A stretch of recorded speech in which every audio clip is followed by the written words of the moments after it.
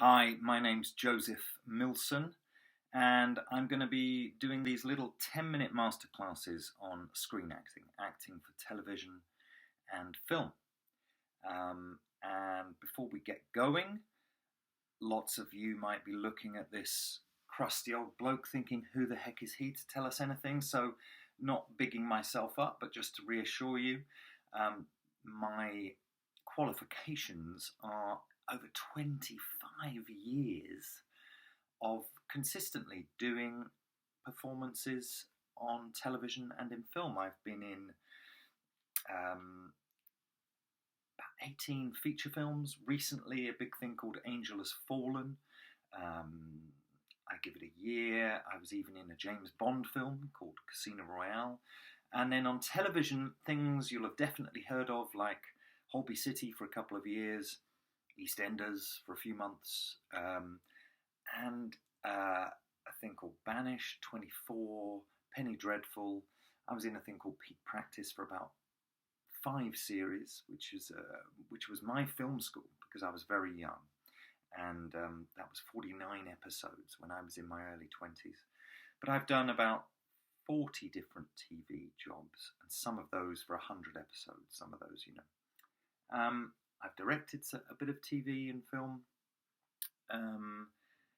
So I've been doing it on and off. I'm kind of a very busy but not famous actor, which is a great thing to be, although at the moment times are interesting. So some of you, even though you're quite young, will have already done adverts or TV work, I'm sure. But if you haven't, that's absolutely fine. There is no rush. And if you have, that's great. So I'm going to start with some fairly basic things, and then I'm going to move on to really exciting but simple tricks to being relaxed and at your best in front of a camera, which is all anyone wants, really. So let's talk about some strange things that happen on set. And for those of you who know these things, I apologise. We will move on to stuff you don't know soon, I hope. But for any of you who've never been on set, there are a few things that can be very odd and no one prepares you for sometimes. Although at Pauline Quirk Academy, you may well get prepared. But people say, would you stand on your mark, please? And I just want to make sure everyone knows what that is and why there are these things called marks. Now, acting should be free, man. You should be able to express yourself. But when you film, as opposed to theatre, if you're doing a show, you would have 4 weeks rehearsal, maybe, or longer. And you're very free to make your choices and organically come up with ideas. When you're filming, there's generally no rehearsal. Occasionally there's a little. But what there is basically for the cameras. They've auditioned you very carefully, so you are the right person for the job.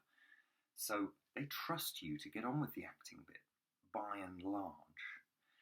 The rehearsal on set is for the cameras and the lighting. And that's not an insult to you. Take that as a compliment. They trust you. So once they've worked out in the room, you're going to stand there. Okay, you're going to pass that to him there. You're going to stand there. A lovely chap or lady will come in and put a bit of tape at your feet. And that bit of tape is where, even if you walk in, you've got to stand because there is a focus, an exact dial is twisted on the camera so that when you're on that mark, your eyes are in perfect focus. And if you step a little over that line, it goes blurry. And if you go behind, it goes blurry. So those bits of tape that they put down are called marks. And you may have a start mark and a second mark. It's very simple. After a couple of goes, you will work this out, but just don't be too thrown. And there is a trick which you can practice at home. Walk into a room, 3 steps, put a sock or something on the floor there, and you've got to be able to walk in without looking down to check you're on the mark. That's a dead giveaway that you're a very new, inexperienced actor. And you do actually see it sometimes, and Coronation Street EastEnders, you will see a young actor walking in going, hi, yeah, and just checking where they're looking. So you just rehearse, and here's a little old man's trick. If you're not sure, and say it's a long walk, you've got to walk all the way down a corridor and hit an exact mark. walk it backwards. So start at the mark and walk backwards 1, 2, 3, 4, 5 to wherever you start and be ready. And your brain and your body sort of know exactly where it is then. So anyway, that's marks, keeping focus. And filming and television, you'll have all done exciting shows with PQA or other groups you belong to, or maybe you and your friends have made little short films on your phones or on cameras you've got. In the professional world of film and television, there is an old saying, hurry up and wait, because that's what it often feels like when you're an actor on film and television. It's incredible how slow things can go, and there's a lot of sitting around and waiting, and it can be boring, but your job is to be ready. The second they say go, they might have been waiting all day for one patch of clear sky to film this scene in, or for a bit of cloud, and so that the light is exactly right, and you've got to be ready. So there's a very interesting game to be played of keeping yourself amused, maybe your phone, but if I were you, I would do games on your phone, not chat, because you want to stay in the story, just a little bit of your imagination, stay where you are. Read a book, some of you may not be into books, or watch a downloaded TV show that inspires you. That's a great thing to do with the hanging around time, because you then, something you love, watch Stranger Things or whatever, and then even if you're shooting EastEnders or an advert, when they say, okay, we're ready for you now, there's some little bit of you goes, oh, how exciting. I'm going to go and do a little bit of what I was just watching. I'm going to go in front of cameras. And that's key. That excitement is key. So don't let it go. Don't let boredom ever come with you in front of the camera. Your job is to stay interested, even if you've done, in an 8-hour day, 6 hours waiting around and only 2 hours acting. Sometimes you do 10 minutes acting in a whole day. So there's that. That's a little top tip. And there's a phrase I'm going to talk about in these sessions.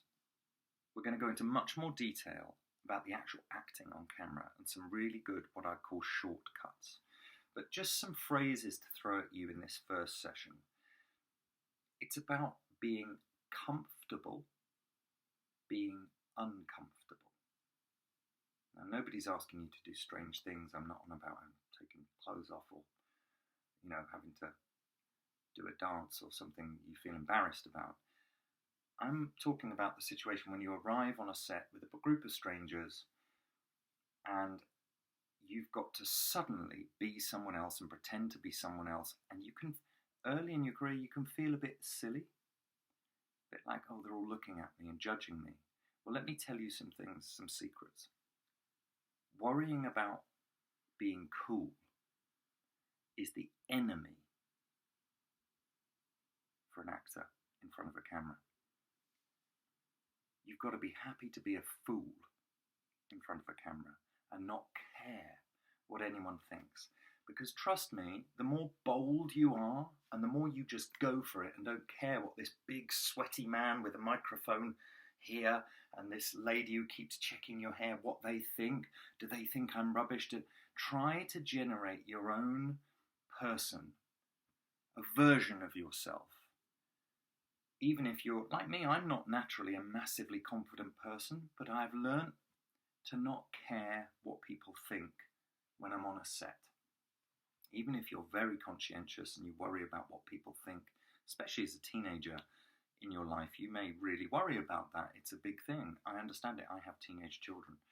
And I was one once. But when you get your day on set, and say you only have 2 lines in one scene in the cafe on EastEnders, and you're really excited about it, but when you get there, there's that famous actor over there. Are they going to think I'm rubbish?